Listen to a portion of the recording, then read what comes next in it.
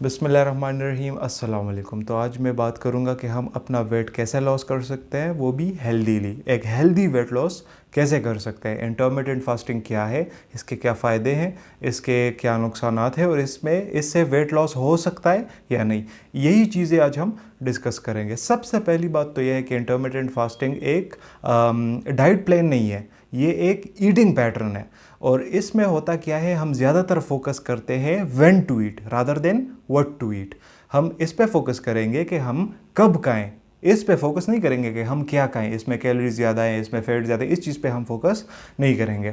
अच्छा, सबसे पहली बात तो इसमें यह आती है कि ये फास्टिंग है, ये स्टार्विंग नहीं है। अब फास्टिंग और स्टार्विंग किसे कहते हैं?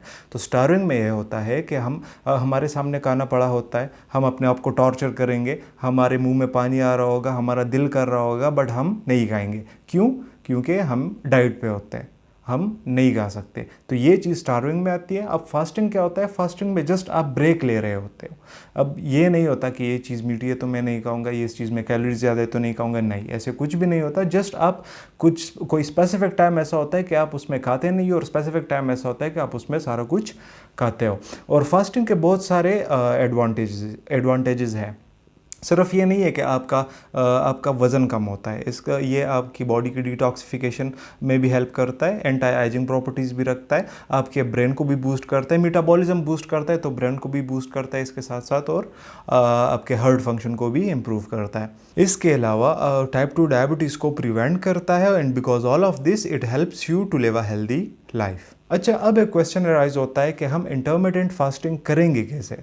तो उसके लिए हम अपना 24 आवर्स का टाइम उठाएंगे, उसको हम दो हिस्सों में डिवाइड करेंगे। एक हिस्सा जाएगा फास्टिंग विंडो में, दूसरा हिस्सा जाएगा ईटिंग विंडो में।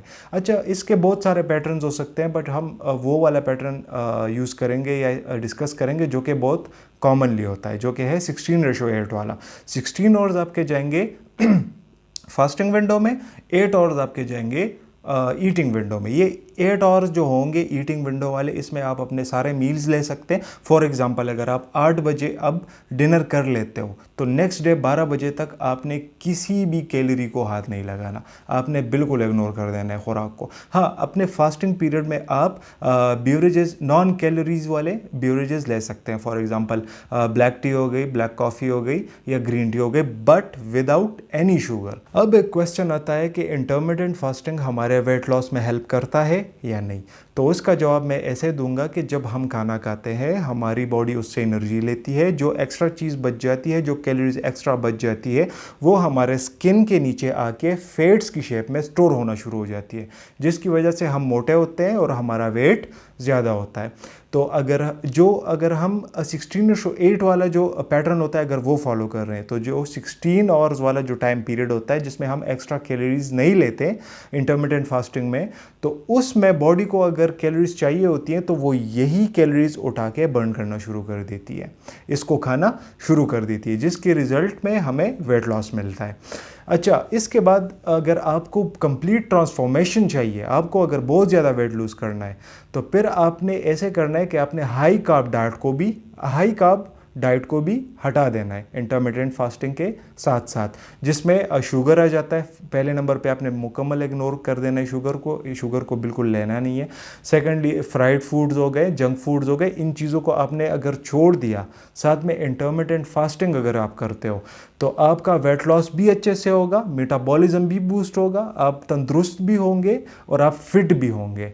तो सारे फ़ायदे के फ़ायदे हैं। अगर आप अपने बॉडी को डिटॉक्सिफाई करना चाहते हैं या क्लेंस करना चाहते हैं तो इंटरमिटेंट फास्टिंग आपके लिए बहुत ज़्यादा अच्छी ऑप्शन है। इसके बाद अगर हम अपने लोगों की बात करें, पाकिस्तानियों की बात करें, तो 5 दफ़ा दिन में ये खाना खाते हैं। ब्रेकफास्ट, लंच, डिनर, 2 या 3 दफ़ा स्नैक मील्स। और स्नैक मील्स में क्या होता है? फ्राइड चीज़ें होती हैं, हाई कार्ब्स चीज़ें होती हैं, नूडल्स होते हैं, समोसा, पकोड़े, एक्सेट्रा एक्सेट्रा, ये चीज़ें होती हैं। तो ये 8 आवर्स का जो खाने का आपका ड्यूरेशन है, अगर आप इसमें ये चीज़ें खाते हो तो फिर तो आपका वज़न कम नहीं होगा, ज़्यादा ही होगा। तो इन चीज़ों से आपने साइड पे हो जाना है, इन हाई कार्ब चीज़ों को आपने इग्नोर कर देना है। तो सेहत भी आपकी बनेगी, मेटाबॉलिज्म भी आपका स्ट्रांग होगा, मेटाबॉलिज्म से आपकी पूरी बॉडी ऑलमोस्ट ठीक होगी और उसके साथ साथ आपका वेट भी कम होता जाएगा। और इसके बाद अगर हम बात करें डिसएडवांटेजेस की, तो डिसएडवांटेजेस में इसके तो कोई भी डिसएडवांटेजेस नहीं है, बस यही बात है अगर एक बंदा टीनेज में है या अंडरवेट है या बीपी का पेशेंट है या डायबिटीज़ का पेशेंट है तो उसको फास्टिंग इग्नोर करनी चाहिए। और अगर आप मेडिकेशंस पे हो तो आप अपने डॉक्टर के पास जाएं, उसके साथ डिस्कस करें, उसको कहे कि मैं इंटरमिटेंट फास्टिंग स्टार्ट करना चाहता हूँ। अगर वो रिकमेंड करता है तो फिर बेशक करें, अगर वो रिकमेंड नहीं करता तो फिर आप इससे दूर रहें। तो आज की वीडियो बस यहीं तक थी। चैनल पे विजिट करने का बहुत बहुत शुक्रिया। See you in the next one. अल्लाह हाफिज़।